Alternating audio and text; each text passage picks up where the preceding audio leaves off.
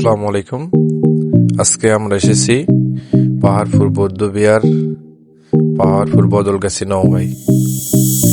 এখানে আমরা যা দেখব তা হলো এখানে পাহাড়পুর বৌদ্ধবিহার রয়েছে, অনেক ইতিহাস, প্রাচীনতম ইতিহাস এবং পাহাড়পুর প্রত্নতাত্ত্বিক জাদুঘর।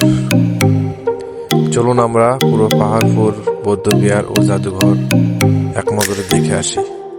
সবাইকে ধন্যবাদ।